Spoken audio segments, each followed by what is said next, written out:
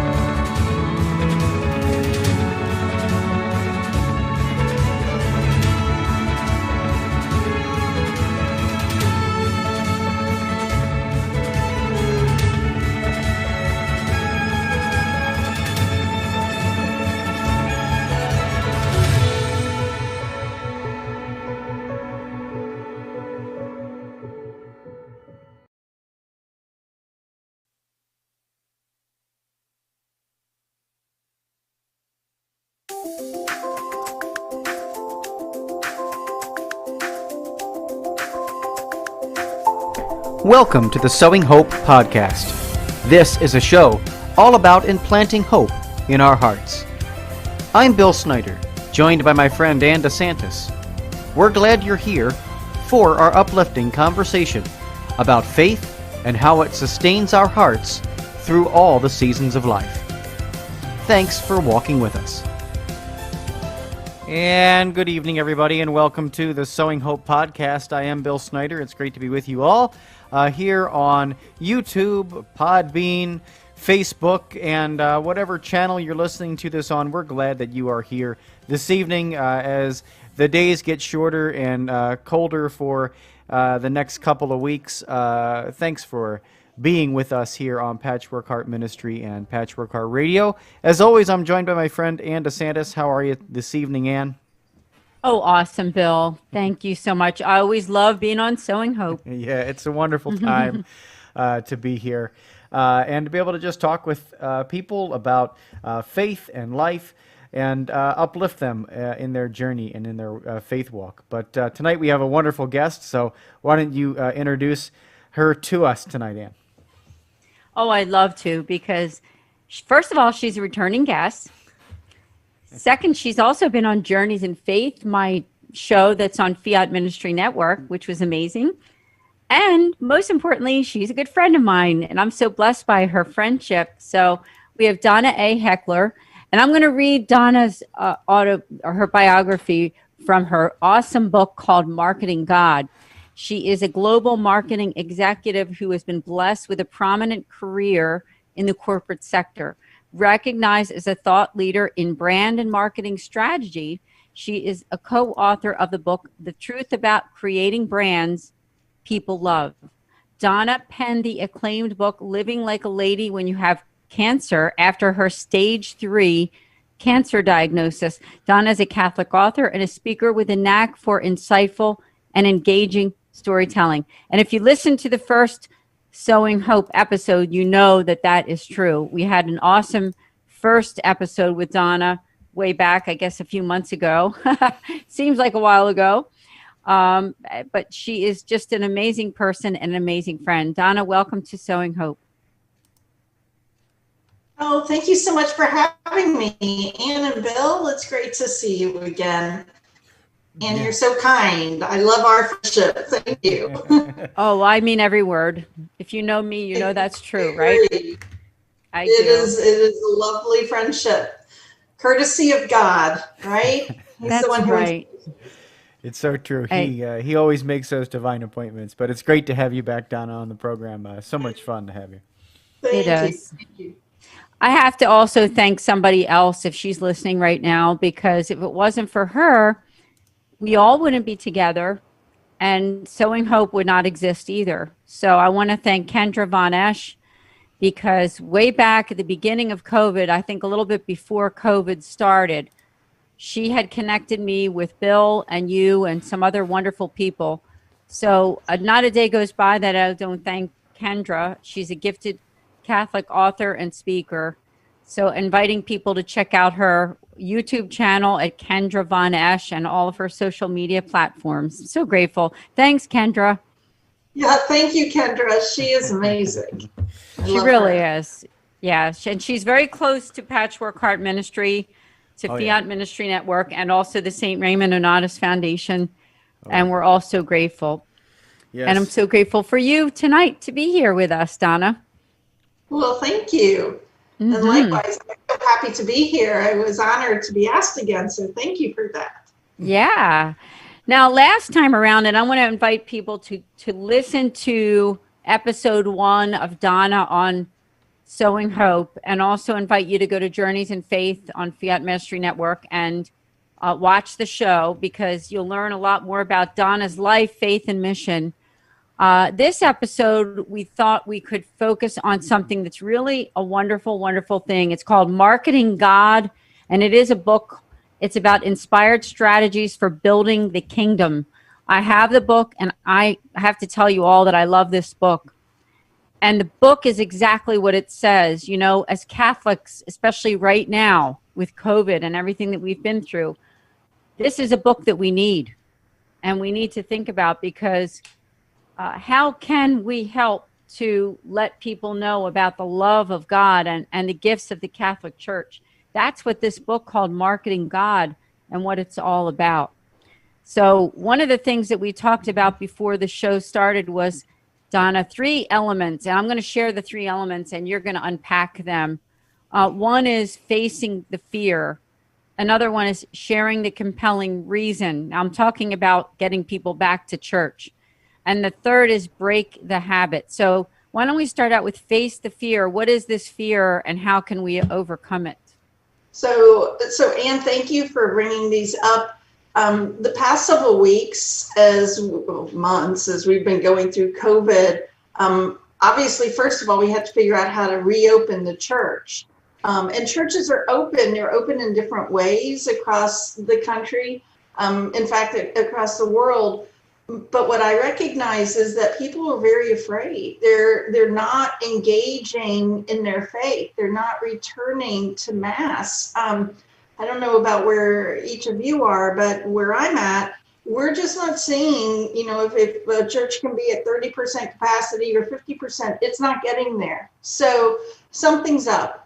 So putting on my marketing hats, which is, how I made a life for myself for many years, what I recognized was that whenever there is fear in the center of something, we have big issues, and marketing often has to step in to resolve that. And I'll give you a secular example before we get into this one.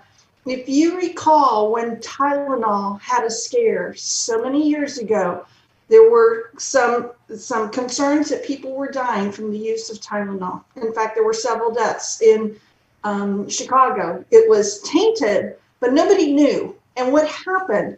Tylenol had to completely shut down. People were terrified. They were not going to purchase it. It took years to really build that back up for Tylenol. And why? What was the driver? The driver was the fear.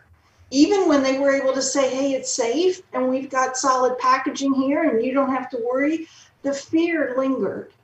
And I'm worried that that is happening for us as Catholics as we try and return to church, right? There is so much fear out there, and the fear is out there because that's what we hear in the media, right? What we hear about all the time is what's going on with COVID.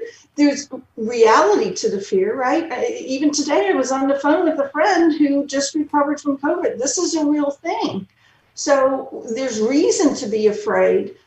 But it's also the only thing we're hearing about. So one of the things we have to do from a marketing perspective is sort of hit the fear head on.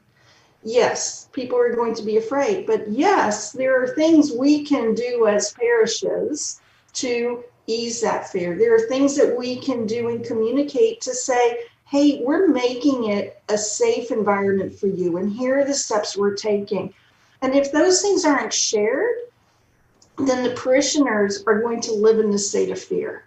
So one of the things I've been thinking about a lot from a marketing perspective is if we don't begin to address the underlying fear and give people a reason and understanding of why there is the return to Mass is safe for them, they're going to have a very hard time returning. So long-winded answer, but you know me. Oh, no, it's great. And it's so true because I'm in my mid-50s. I've never seen anything like this. And I know that neither of you have either. I mean, and I don't even know if in 1918, when they had the Spanish flu, whether it was to this extent of not being able to do all these different things, Of course, they didn't have as many restaurants in different public places like we have now that they had to shut down. But I mean, I've never seen anything like this. So yeah, there's going to be fear, right? I mean, just today in my own state, our governor said that I think effective Saturday evening, which goes into Sunday, that no indoor dining for the next 3 weeks. And the gyms have to close down. So, I mean, we hope to God that doesn't mean that the churches are going to be affected next, right? I mean, that's in Pennsylvania. But the other part of that is that's what everybody in Pennsylvania is hearing right now, right? So they're taking in all the things that are closing, all the concerns, and they're very reasonable concerns. I mean, we're very worried about this pandemic. So then what can we as laity, as members of our parish do to help people feel comfortable that there are ways that you can be safe at Mass? On Tuesday, for the Feast of the Immaculate Conception, I was at Mass, and a family came in, and they came into a row just ahead of me, and it caused the woman who was in the center pew to only have about 2 feet on either side of her, between the two people. And you could just see the panic from behind. You could see the panic, right? So it just caused me to think, well, what are the things that we can do? How can we communicate that if you're coming in with a family, maybe here's a way that you can handle it? Or let's not push somebody aside, or here's what the spacing looks like. But not just to put it in the church, but to talk about it. And I think that's one of the things I'm not seeing a whole lot of, here's exactly what we're doing at our parish. Here's what this looks like in the bulletin. Here's how we're going to handle it if somebody comes in. Here are the ushers who are going to guide you if you have a big family. There just a lot of communication can happen, I think, that can help people understand how they can be as safe as possible in the church environment. Yeah. I mean, and safe is a very important word and concept, isn't it? I mean, when you're in this global pandemic, and there's nothing that affects people more, I think, that when they're scared, I don't want to get sick. I don't want to get anybody else sick. So people will not do the normal things until they feel like, hey, this is going to be okay. Right. So yeah, you're absolutely right about that. Now, on your second point, you were talking about here with the points that we talked in advance, were share the compelling reason. Can you talk about that? Absolutely. So whenever there is fear, or whenever something has occurred, from a marketing and communication perspective, we have to give you a compelling reason to behave differently. So if you think, actually in the book Marketing God, I had talked about Chipotle. I always say that wrong. And some of the issues they had with food about a year and a half ago with people getting sick, right? And they had to figure out how to craft a compelling reason to say, wait, our food is good. Our food is tested now. It is trusted, and it is safe for you to come back to the restaurant. So the question becomes for us, what is a compelling reason that is so profound that people will say, yeah, given that I trust that they're setting church up to be safe for me, and given this compelling reason, I'm going to come back. And one of the things that I've harped on, probably with you, Anne, on my own, is that I just feel like we as Catholics haven't shared enough about the Holy Eucharist and how unique and special that is. Nobody else has that. We have a compelling reason because we're not going to be able to partake in the body of Christ if we don't go to Mass and receive communion, if we don't receive the sacraments. So we have this built-in compelling reason, but we need to share it. We need to help people understand it. I've been concerned as I research and read and study that maybe we don't have enough Catholics really understanding and appreciating the compelling reason we have.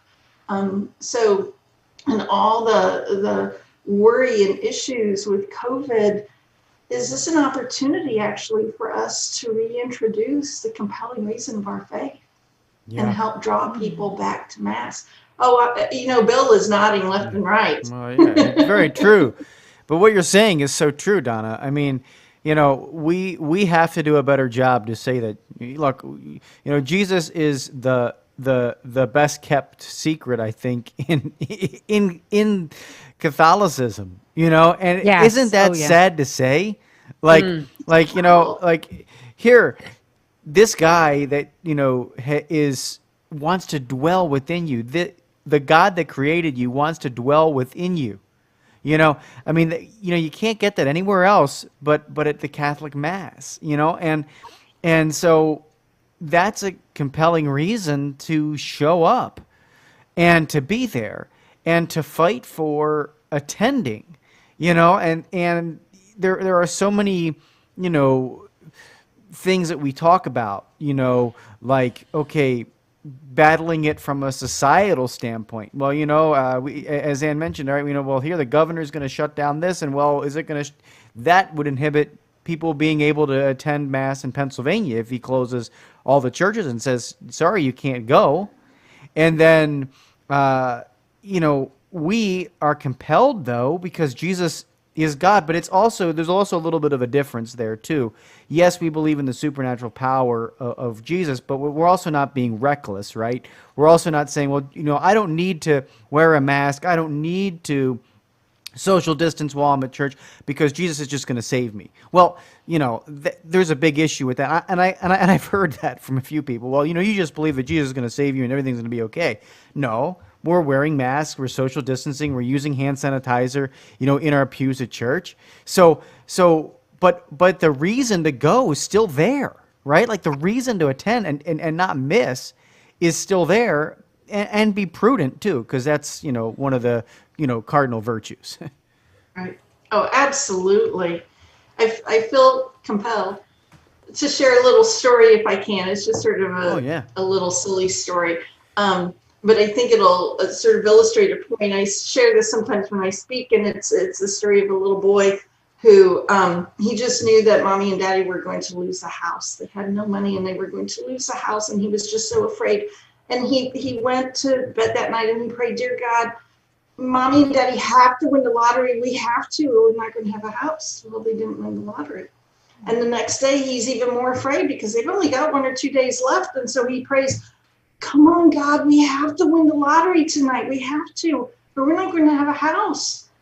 Still no winning of the lottery. So now it's the last day. And if they don't find money, they're out of their house. And he goes to bed and he prays, "Dear God, please, we have to win the lottery." And he hears a voice, "Meet me halfway, son. Buy a ticket."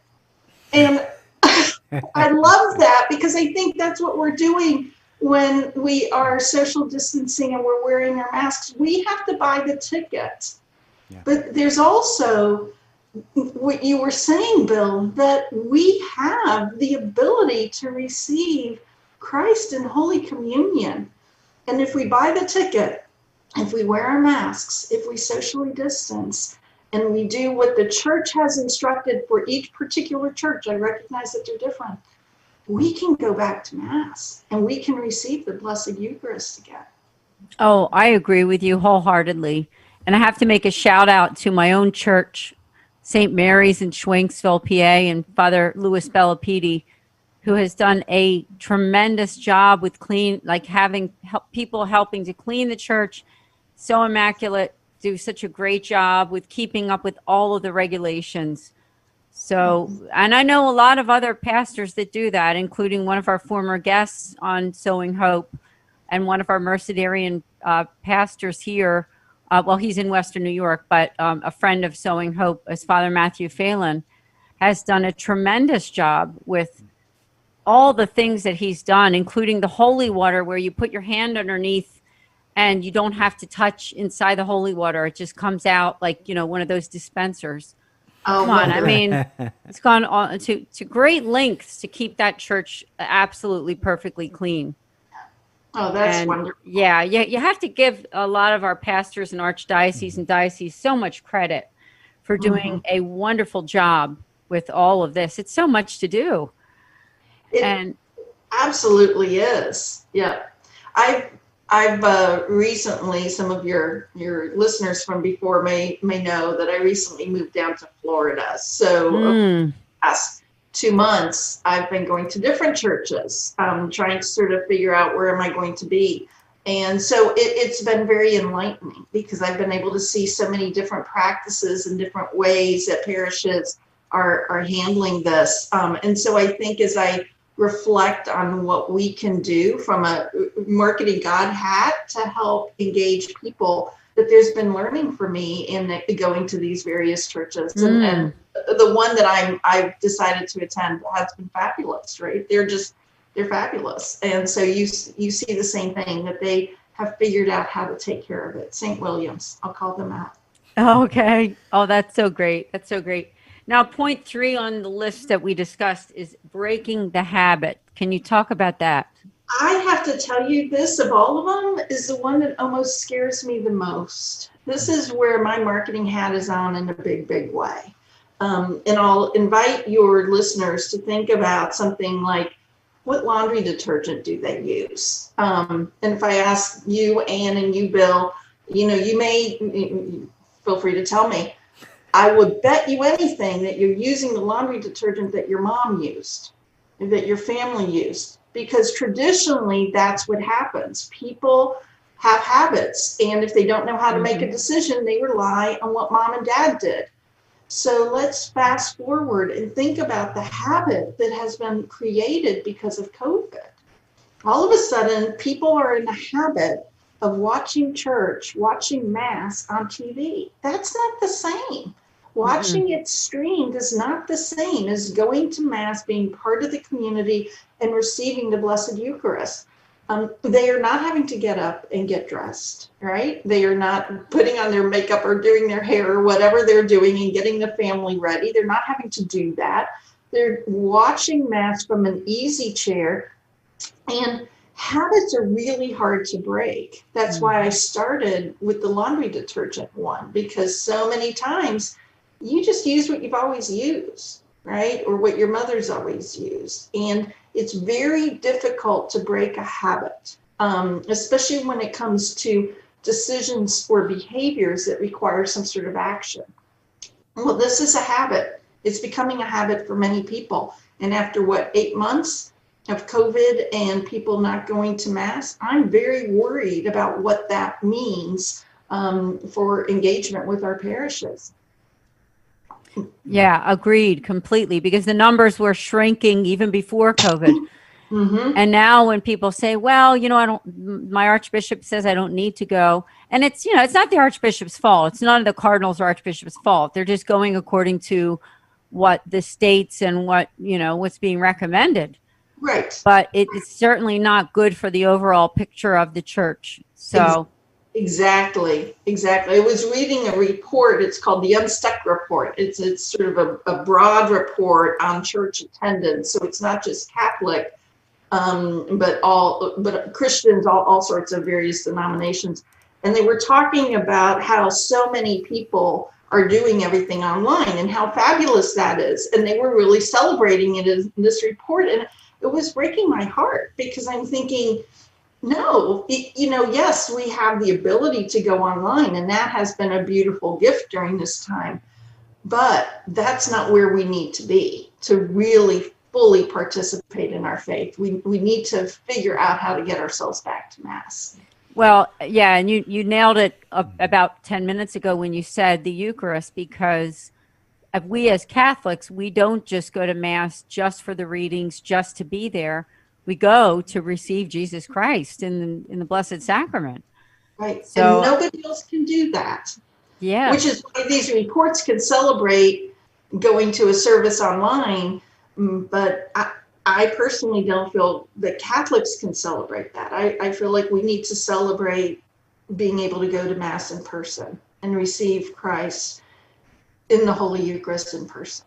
Yeah, and being in the Eucharistic presence too. I mean, even having churches open for things like Eucharistic adoration, that's a huge piece of our faith as well. Like, I think we lose a lot of people when we begin talking about the real presence because so many people don't necessarily understand it. 70% of Catholics don't understand it, right?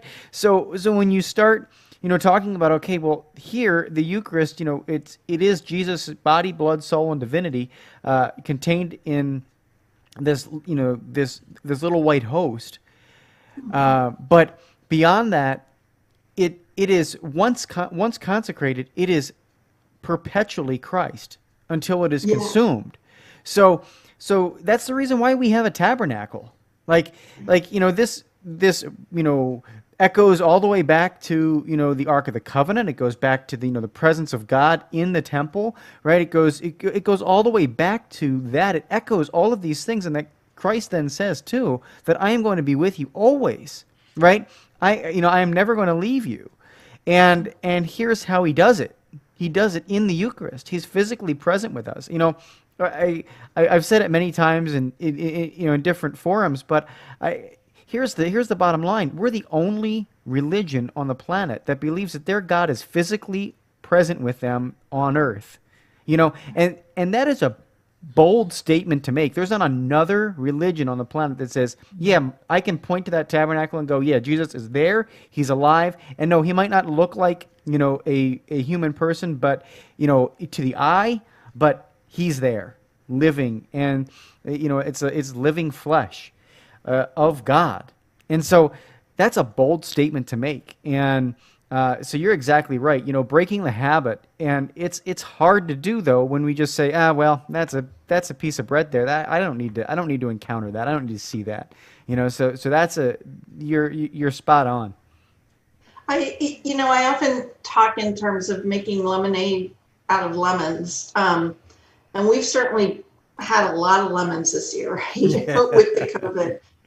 But going back to the compelling reason, because so many people don't understand the real presence in the Eucharist, I think the lemonade for us Catholics is that this becomes our opportunity to help educate and share the compelling reason that we have in our faith. That exactly as you said, Bill, you said it so brilliantly, that we are actually in the presence of our Lord, of Christ, when he has, when we go to Mass, when we go to adoration.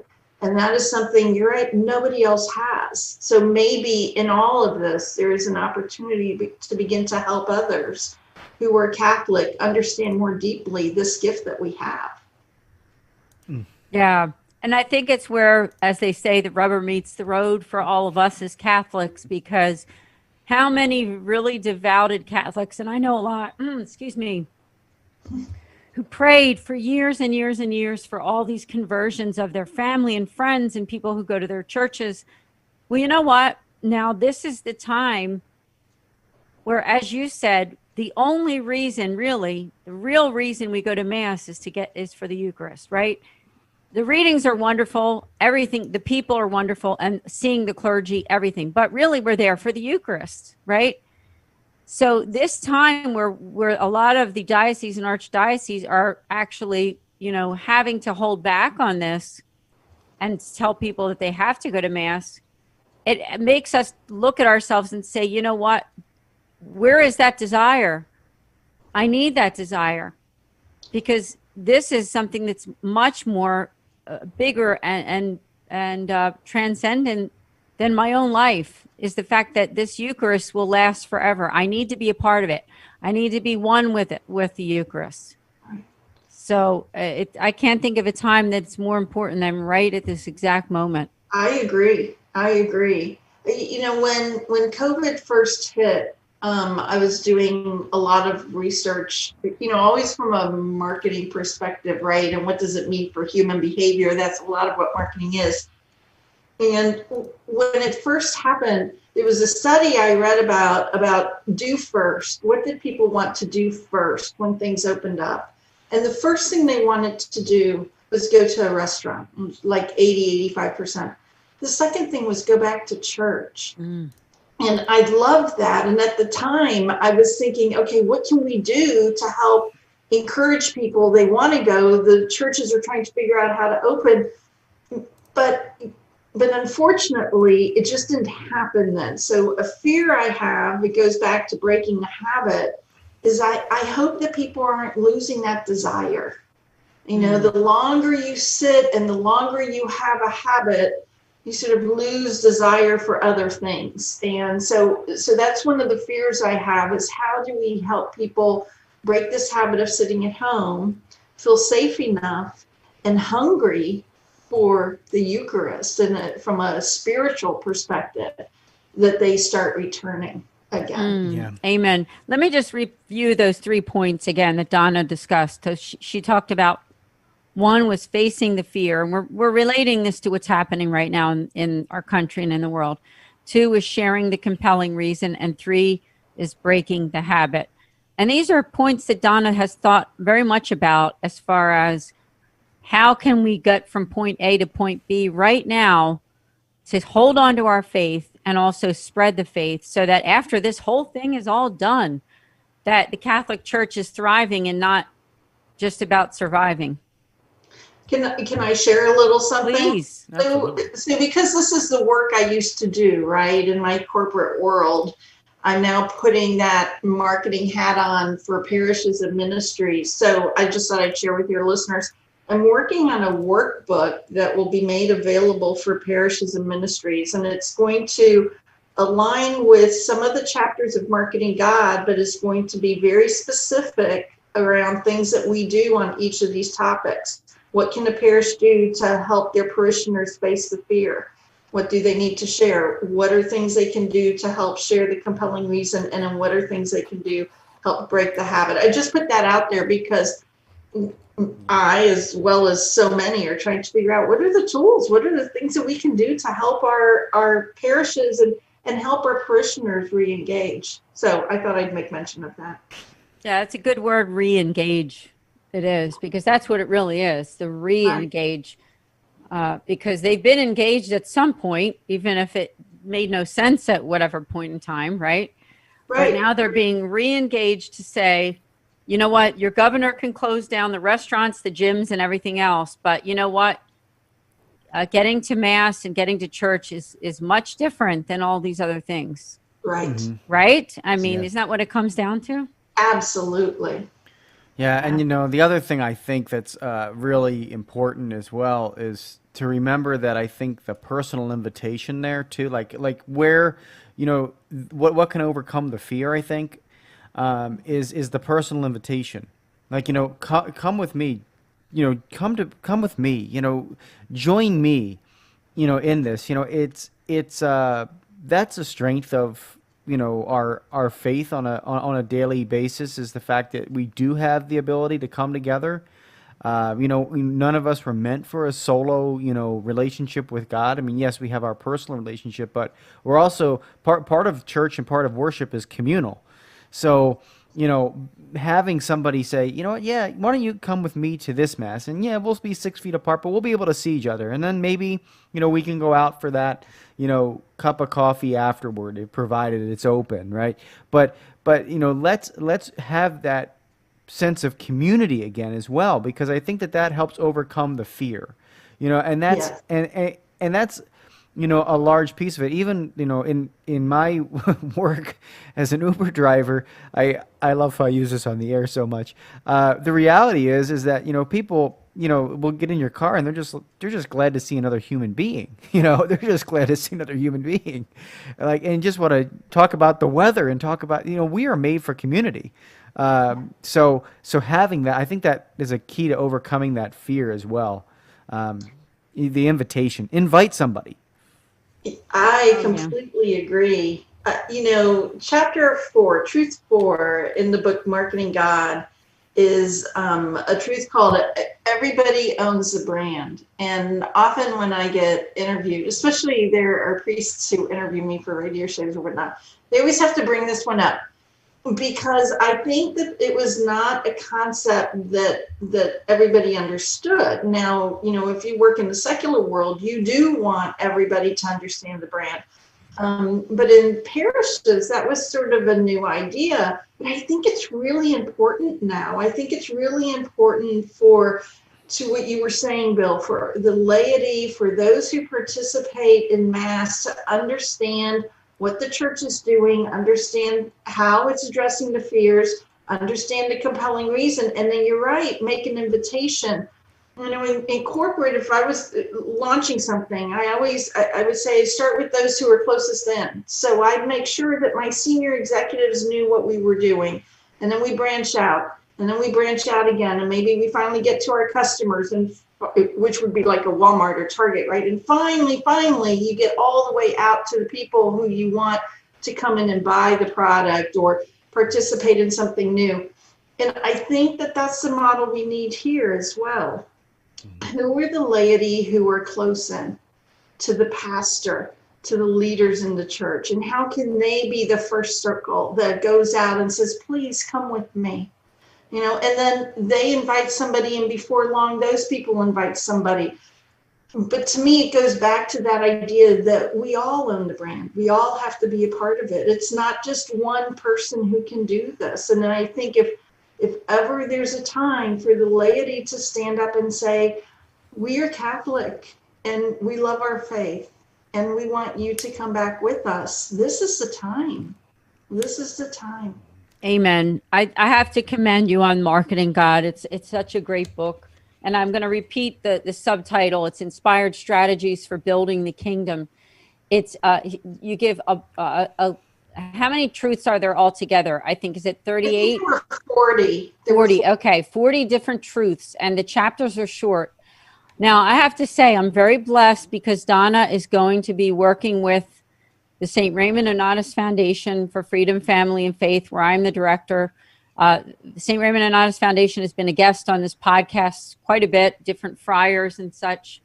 And it's going to be a blessing to have you help us because, no matter what kind of ministry you're in, whether you're a church, a nonprofit, an archdiocese, diocese, whatever you do, it might be a scary thing to say Marketing God because you think, okay, business. Well, we're not a business.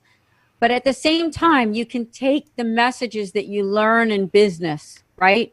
And you can take them and use them for these other areas, such as the nonprofits and the churches, to help them to grow, to reach people, right? So you're using those tactics to reach people. It's a godly thing to do.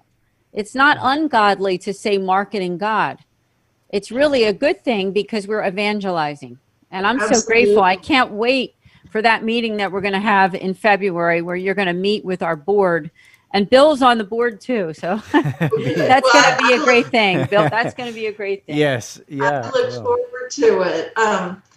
So a few thoughts on the book Marketing God. First of all, there's a chapter in there, or a truth in there, that marketing and branding are not bad words.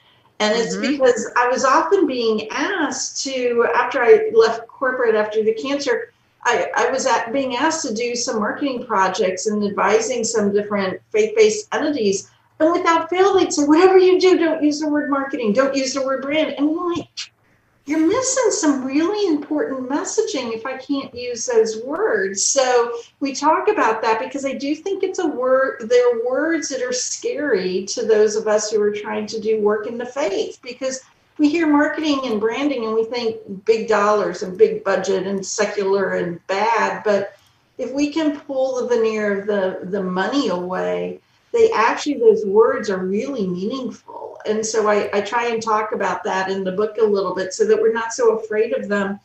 The other thing, though, just a counterpoint to that, is so the idea for the title came to me at morning mass. And I don't know. Tell that story. I love this. I love this. My heavens. So here I am at morning mass, and I'm half awake, I mean, at best, right? And this idea of you should write a book called Marketing God comes to me, and I'm like, oh my gosh, I can't believe the devil just gave me that idea, because the idea of those two words together was so hard for me. And then I thought, well, wait a second. If I'm any sort of decent marketer, would the devil really want me to write that book? And then my little brain pipes up, well, I didn't say it. And then I'm like, oh no, I bet I know where this idea came from, right?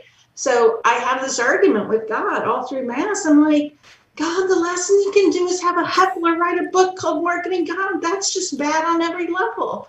And it was because that word, I know what it means. I know what I've done with marketing and secular, and I understand the reaction to it. So we finished mass, and we always say the rosary. And when we finished mass with a group of us, and I'm saying the rosary, and this phrase comes to me. And the phrase was, if you can help people be loyal to batteries, can't you help them be loyal to me? I used to, for your listeners who don't know, I used to lead the marketing at Energizer Batteries. So if you can help people be loyal to batteries, can't you help them be loyal to me? And I couldn't say no to that. So then I sort of said, okay, we'll name it Marketing God. You've got a Heckler writing the book, and I'm just going to rely on you on this one, God. So anyhow, that's a little story of how that came about. Right now, it really is beautiful. It really is. And you know, I love the title because, we're all different, right? But I love books that I don't have to scratch my head and say, what is this book about?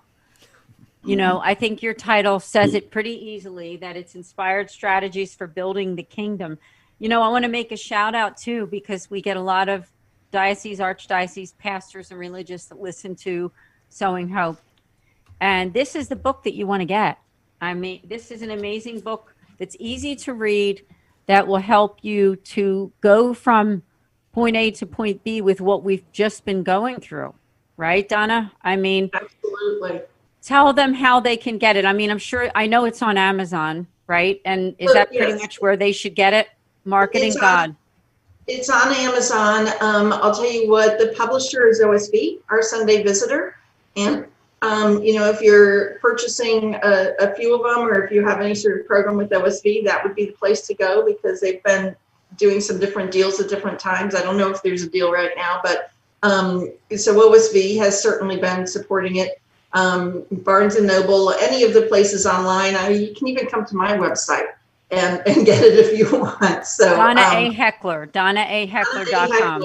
And I'll tell you what, we've got a new landing page, and the landing page is, if you just put in marketing-God, it'll take you right to a landing page around Marketing God and take you right into my website. So I love that. Because if you can't remember Donna A, and there's two A's in there, Heckler, I know you can remember Marketing God.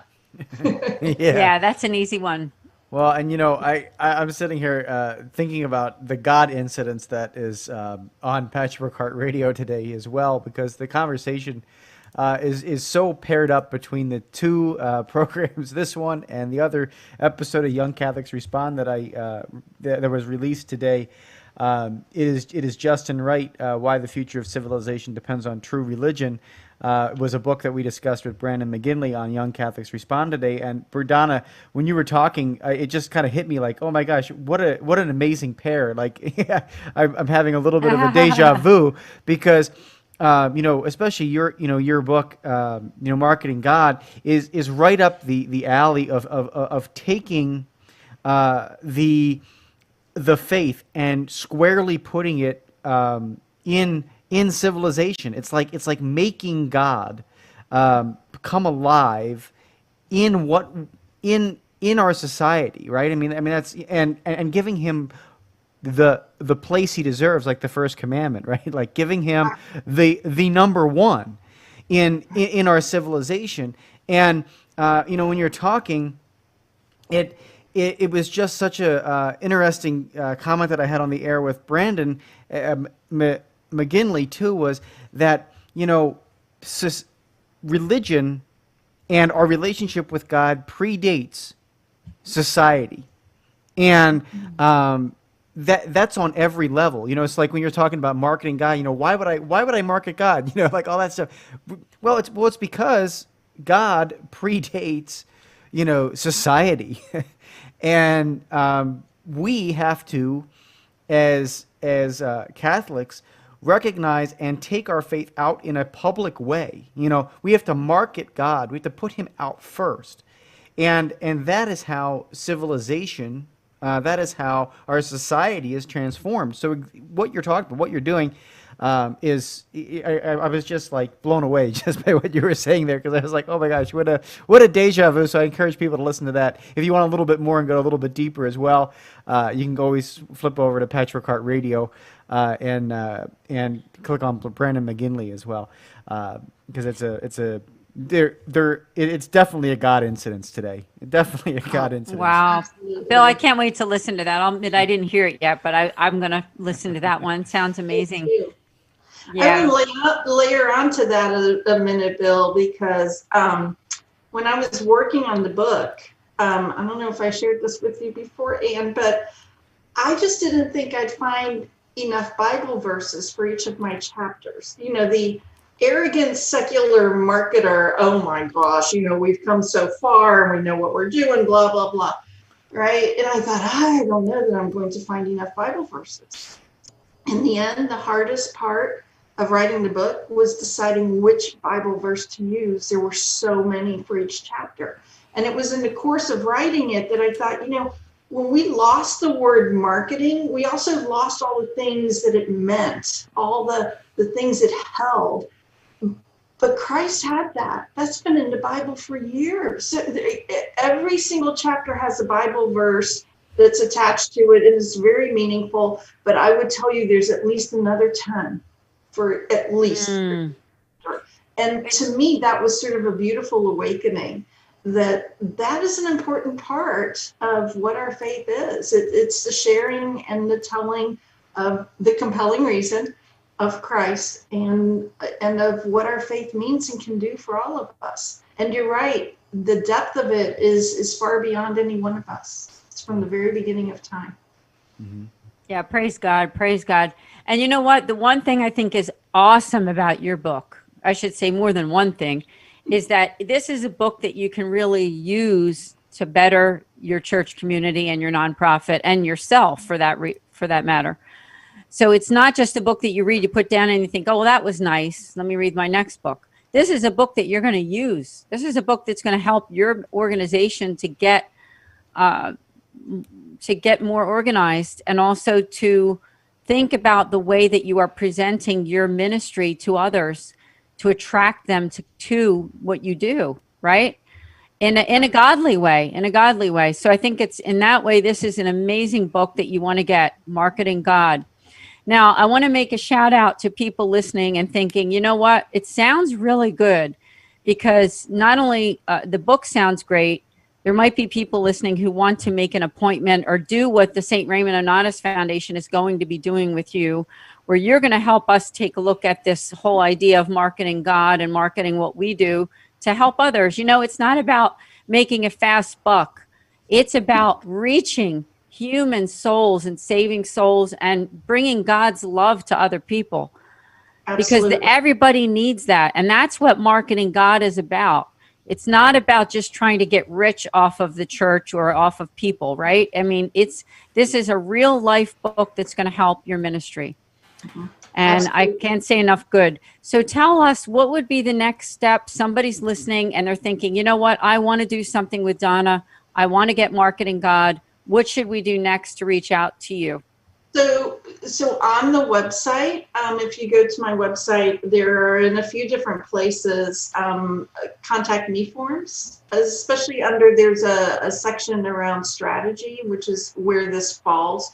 And if you contact me, that comes directly to me. And you can say, I'd just like to talk to you for 15 minutes and see if this is something we can do. And I'm happy to do that.